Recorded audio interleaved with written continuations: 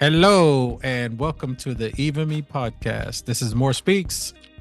And your girl Kim. All right. And today on podcast 39, we are discussing when does love turn into conditional love? So, since we talked about unconditional love before, go ahead, Kim, lead us into this conditional love. So, conditional love. We always talked about unconditional love, right? So, like, I'm gonna just say something came up that happened to somebody that I know. Uh, this couple been married for well over 13, 15 years. It seemed pretty picture and love and everything else, but that's not the case. So when it becomes conditional is when when when you and the person become sick, right? When they're sick, that's when you show your true unconditional love. Well, anyway, and the reason why I came up with it, because people have that 80% that they're supposed to have, and they go looking for that 20. Maybe that 20 has, an exciting time or a picture. It seems like they're exciting, or maybe the physical appearance are a little bit better than the 80, and different things like that. So they go to that 20% because it looks on the outside, it looks great, right? But what happens versus that 80, yeah, they've been there, they thick and thin. Y'all have some ups and downs, some problems. Like, I've heard from many married couples who've been married before that it's not love. Marriage is not marriage, or relationship is not relationship if you don't sacrifice something, if you don't go through nothing, if you don't change yourself to be with this person. Things gonna change. And people don't see that when they're out here looking for that other 20 that the 80 doesn't have, and they get into this relationship or thinking it's all glory until you end up getting sick, or until you end up getting sick, or your money, you lose your money, you lose your career, or whatever. Is that 20% gonna be there? The 80, the 80 has been there, is there. They just don't have the exciting time and want to travel all over the world, do all this little stuff. Yeah, sometimes you have to give into your partner and what they want to do. But because I don't have the big ass, which is fake these days, or I don't probably wearing the tight clothes, or I'm not wearing Louis Vuitton all the time, all that kind of stuff, that does not make up who I am within or what I would do as a mate.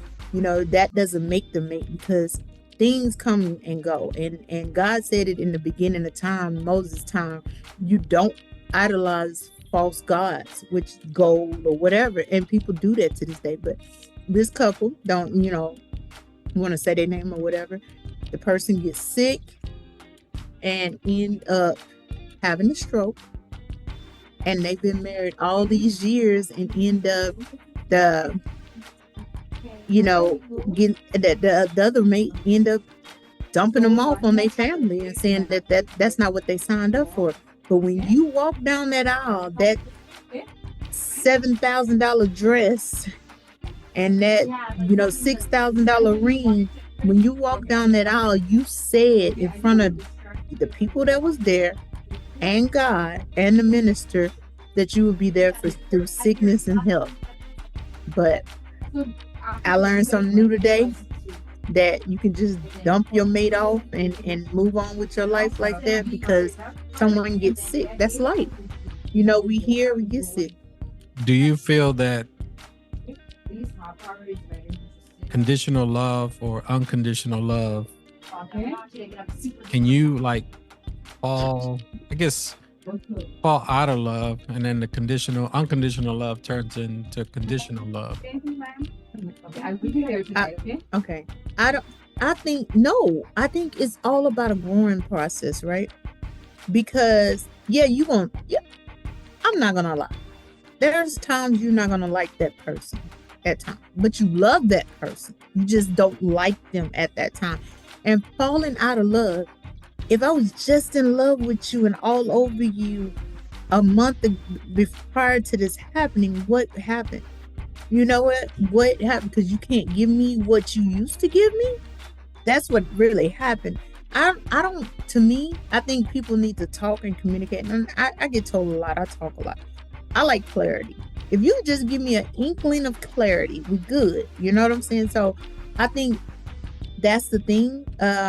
It's just about communicating. You know, some people think they fall out of love, and that can happen. I ain't gonna even lie and say it doesn't, because what if you striving for something and the other one is not trying to grow with you? Yeah, that becomes, you can't pull this ton of weight around with you for the rest of your life. Hey, I'm trying to elevate. You're not.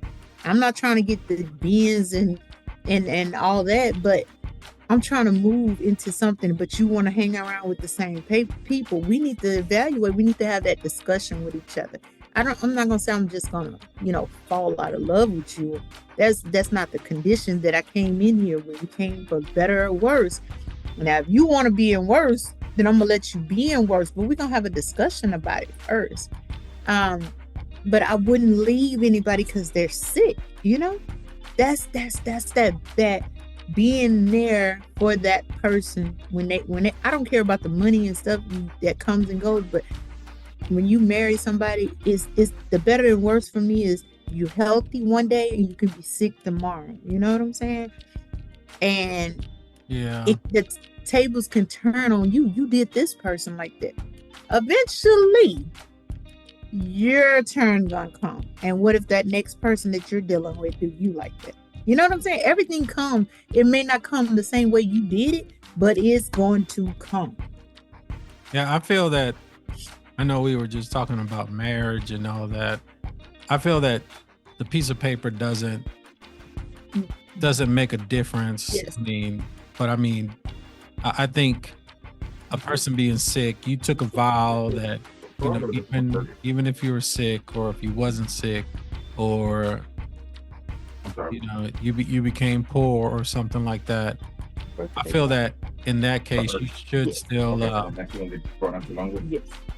And then did they bring yours? No. I got it. Yeah. so I feel I I'm feel trying like to do multiple you no matter what, it should be unconditional. things. And I mean, till the end, I feel that, because I just heard some vows, because I just went to a wedding, last week or 2 weeks ago. And, and it says, sickness and health, poverty and, and all that, and I feel like the piece of paper doesn't, just because you get married doesn't mean it doesn't make a difference, even if you with someone for a long period of time. But in this situation, they've been together for a while, right? And it's not like they just got married and he or she says, oh man, you know what? We haven't even been together long enough to say that, I love you, or I can't easily fall out of love. They've been together for years. So I think that there's some underlying cause that I guess maybe could be they were already on the rocks and they were showing a facade, of togetherness, and this was like the straw that broke the camel's back. I mean, I'm just kind of play devil's advocate here, but I'm thinking that something else there's an underlying cause that, just basically had, he or she basically say, well, I can't deal with this. You're sick. Drop you off at your family's house. Because it's crazy, because you brought this topic up, and I was just talking to a friend, in my little monkey game, and we play with real people. This lady, she's 40 something years old, and she basically told me that, she told everybody a normal story that she's going on vacation. But to me, since I'm one of the leaders, she kind of explained, why she's doing it. And she kind of basically said that her marriage is on the rocks, and this is like the last straw. They went to counseling, they did a whole bunch of stuff. She's taking 2 weeks off from the game, 2 weeks off from everything, and spending 2 weeks with her husband to try to rekindle the love and see what's going to happen. Now, she basically said in 2 weeks, if this doesn't work out, then they basically gonna call it quits. So Yeah. I think, I mean, that's good. I think that's, to me, that's still unconditional love, because she's trying, he's trying, they're trying, they're taking a vacation to see, what can they do. And I told her maybe it's the game, because I know with me and my significant other, she says I play the game too much, and then I got a podcast, and then I do this, and then I do that, and then I do online gaming. So it's like, I mean, I understand that this, this game and other things, can cause like, friction in the marriage. So I'm thinking that maybe that's that, so she was like, yeah, I'm going to just stay away from the game for 2 weeks and see if, if that's what it is. But she basically told me that's the reason why she got to the game, because playing the game, gave her people to talk to, since her husband wasn't talking to her, right? So I think sometimes we do fall out of love and then look for something to tie it back together, or make, I guess, pass the time. In that case with your people, I think that there's something there. Something else is there that caused this, granted, she's gonna have to take care of him, so she maybe feels that she can't handle it, and maybe that's a good thing, and maybe it's a bad thing, because what if she's one of these people that could handle him bad, at this point, because she doesn't want to deal with him. Well, this is the thing that gets me.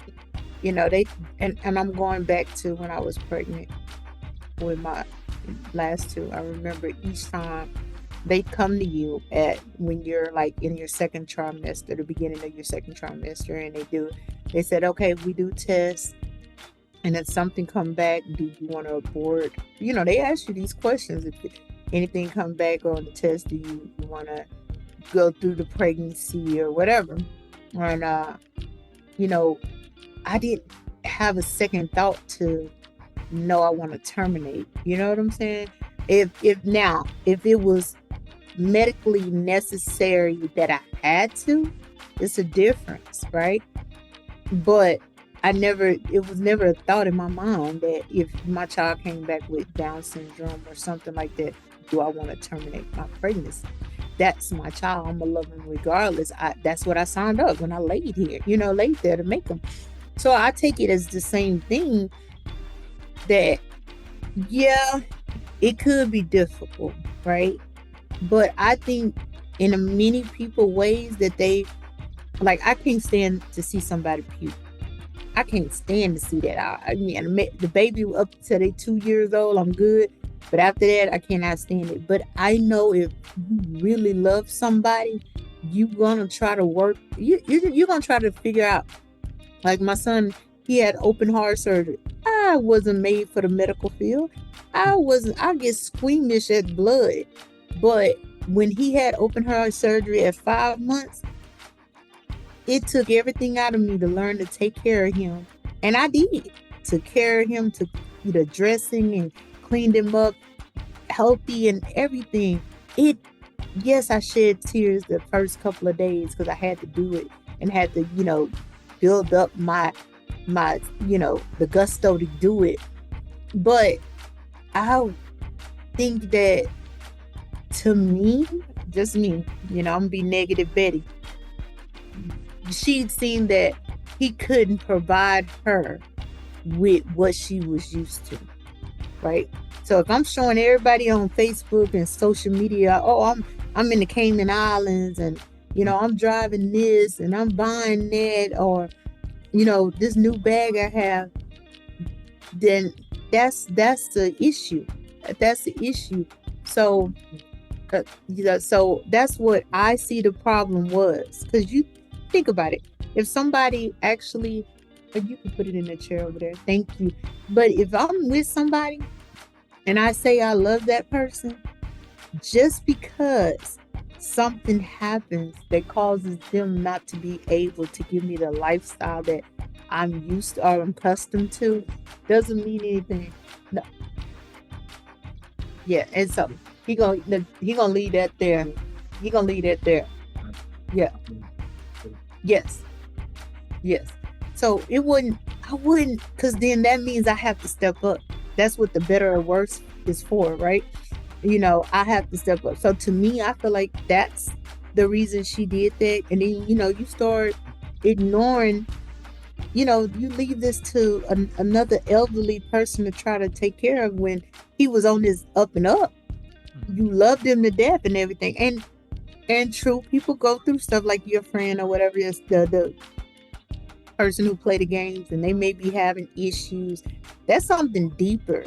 It may be that he's tired of her, and we don't always tell our side of the story. We just tell what we want people to hear. You know what I'm saying? Yeah, you It's tell not. the best side of the story to make it seem like it's not you.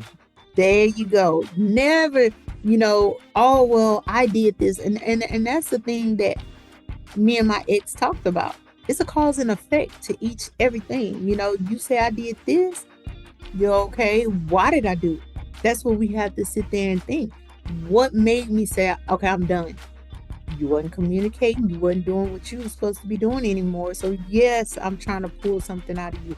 But then also, was it me? Did you try to talk to me and see that where I was trying to grow and try to move, with school and career?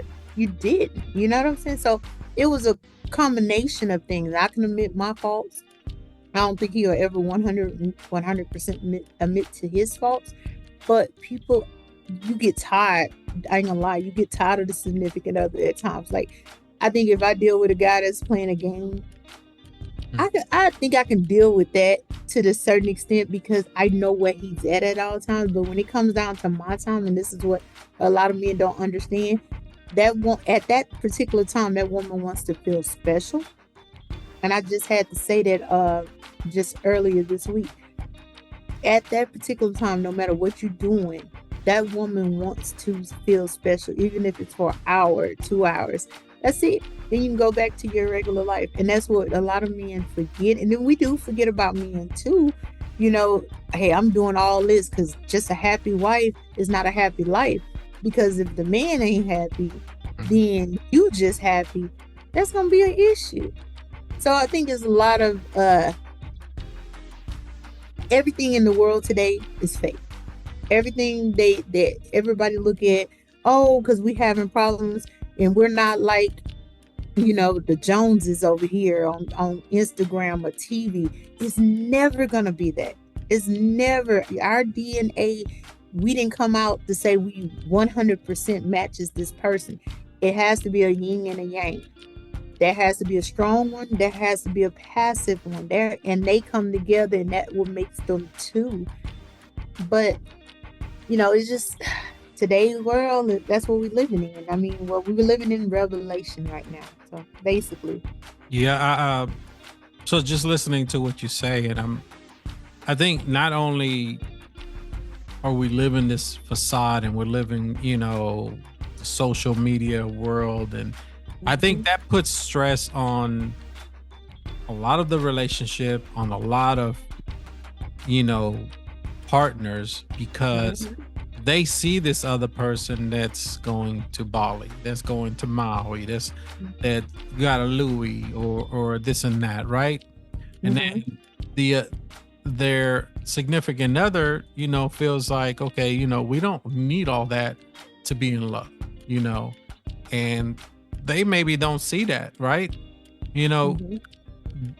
Case in point, you're talking about, maybe she feels like her world is being turned upside down because she's not going to get what she had, right?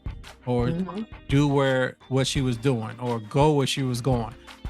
Case in point is, I don't know if you heard, so what's this guy from Yellowstone, the main character? I don't know. Oh, watch it. No, The I watched it a Kevin couple. Costner. Okay. So Kevin Costner is the main character. Mm-hmm. They basically, I don't know if they put it completely on hold or what, but this Yellowstone is, we're like 5, 6 seasons in, right? Mm-hmm. All of a sudden, him and his wife are getting divorced, and she's like trying to fight for custody, but he makes most of the money. She don't even work, or I don't even know what she does. And they were going back and forth and back and forth, and she's asking for all this money because he's making millions of dollars, on this, because they didn't did um Yellowstone, and then that went to a prequel of 1823, and then another prequel of 1932, and that it all leads to, how the Yellowstone Ranch came about, and, ranch hands, and, all the slick stuff that they do, right? And, he's making caboodles of money. Well, she took him to court because for what do they call it, alimony, or support. I think it's like, I don't know the exact numbers. Let's just throw a number out there: 300,000 a month, right? And 300,000 a month, because, or maybe it's 190 a month that she wants, because she doesn't want her kids to live a normal lifestyle. They have to keep going to the private school. They have to do this. They have to do that. They have to be in a Mercedes, G-Wagon, being dropped off. And the private school is expensive as hell. The clothing and this and that. And she threw all this stuff out there. And the judge basically sided with him, and it was like, no, well, you don't make the money.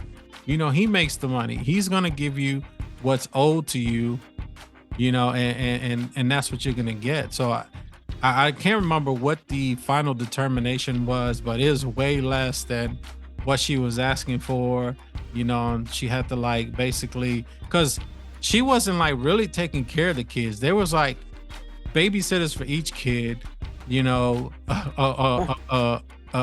person cooking, 3 or 4 meals a day for the kids. And it wasn't like she was doing it. She wasn't the one that was, like, providing.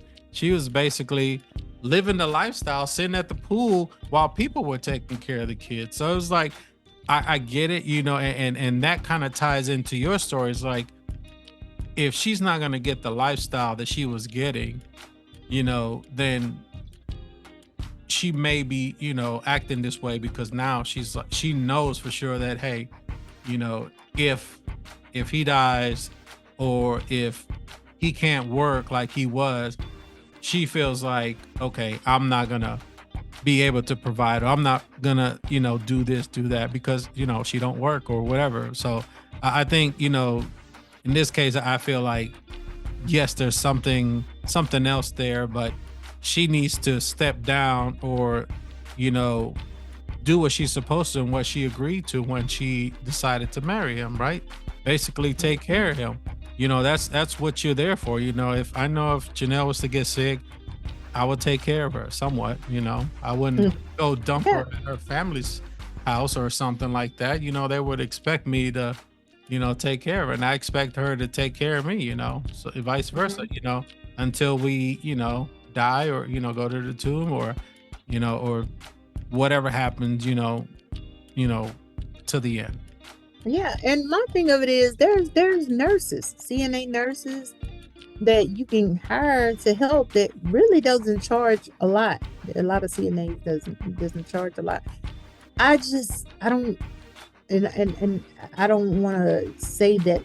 I'm never gonna say I'm better than anyone else ever.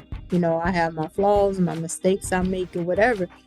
But if I truly, genuinely, and that's anybody who knows me, if I care about you, I would never want to leave somebody in a predicament where I was there when they was good, I was there when they was providing, and now that they can't, that I'm not there, I'm not there for them. I think I owe that person even more so, being that they provided me with a lifestyle for the time being that they did. You know what I'm saying? I believe that that's owed to that person. And we look at a lot of times you see people get married because it's fun. I ain't gonna lie, getting engaged is cute. And then the idea of, getting married and, all that is fun. But you have to check yourself because you want to do it because everybody's doing it just to wear a ring or whatever. But you have to look at all the factors. For the clicks and the likes on Instagram and Yeah, I want everybody to see how good I have it, yada yada yada. But you don't know. You don't know how to handle the rest of it. Taking care of your man, taking care of your woman, doing what's necessary. And living up to this vow that you said in the beginning. I'm gonna take care of you no matter what. No, I'll just go drop you off at your people's house and let them deal with you. That's crazy. And then it's, in order to love somebody, I don't care if I'm not, like, if we starting off and I say I love you, that's true love. Now, I may not be in love with you because it has to grow to that, but I love you. For me to ever say those words, I would never want to see you hurt. Now, I may never talk to you or get away from you or move around, but I would never want to see you hurt. I never want to see you do bad. I just don't want to see nothing. You know what I'm saying? I don't want to even be, I just, to me, I don't want to see you at all. That's it. If we, but to me, it's just like, I used to think that I had to compete or I had to do certain things because of social media. And it is a drug, Oh, it says that you're somebody if you're driving this car, if you're making this amount of money, if you walking around with this and that and that and that. No, I'm good on the sidewalk. I don't need to be out here trying to keep up with everybody who's out here doing this stuff, because first of all, when I do come down to a point in time when I'd have to retire, I want to have something that I can retire to. If I'm over here paying Gucci and Louis Vuitton prices for stuff, what am I going to have for when I make 65, 70? Because I still have to work. Look at the government, so I'll still be working at 90 if, I'm still here because of how the government is. But at least if I have a nest egg put aside that I'm not trying to compete, or just because somebody like this, I'm not trying to compete with that. If you like that, go be there. Let's see how that's going to work for you. That hurt my heart today to hear that somebody can, say they love you in your face, and soon as something happens, even if it pisses them off or whatever it is, they can say, I don't want you anymore. I don't want to be around you anymore. I just want to see you do bad. I want to hurt you. I can't be that person. I cannot. And there's been many incidents I should have been that person. You know what I'm saying? To other people. But I want my blessings in the end.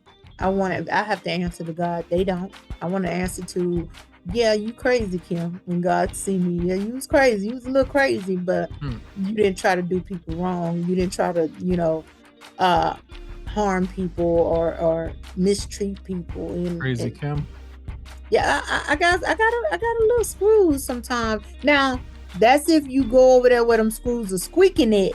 They're not fully oiled, and you keep, pushing and touching them and stuff like that. Yeah, they gonna come loose. You gotta let them screws stick in there till you can put some oil on there. Just tighten it up. What? Go get a drill and go tighten them things. Now, see, if you're not a handyman, don't try to, if you're not a handyman and you don't know how to use the drill, so leave it alone. Leave it alone till God oils it and get it right. You know what I'm saying? So, yeah.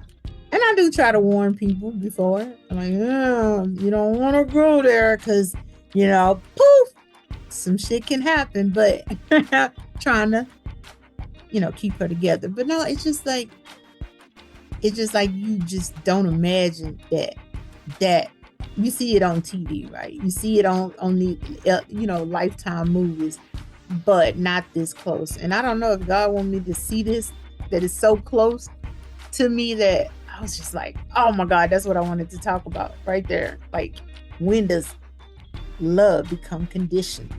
And I see any given moment, love will become conditional to the person who's giving it out to you. You never know. Never know. So marriage, to me, now I kind of understand you. Marriage is a piece of paper. I mean, it's just a piece of paper that binds you together. It's the actual vows and what you say and what you do during the marriage. Mm-hmm.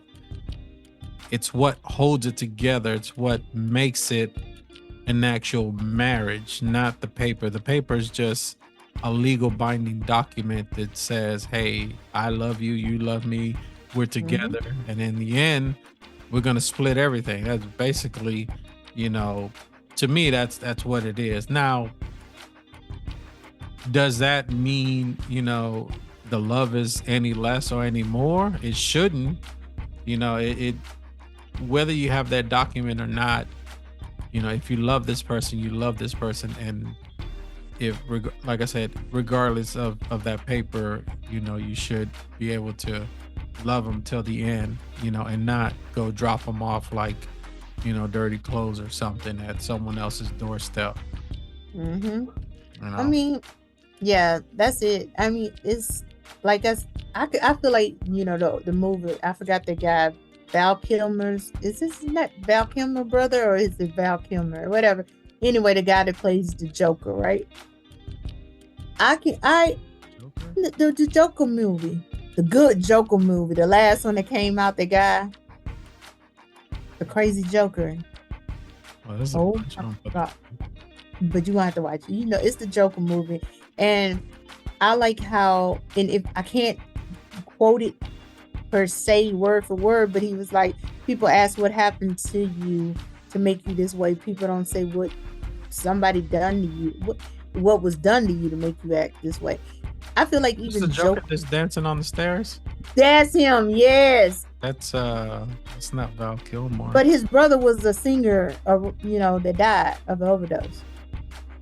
Something like that. But yeah, you're talking about the guy from Gladiator. Yes. So I feel like even the Joker could be loved. You know what I'm saying?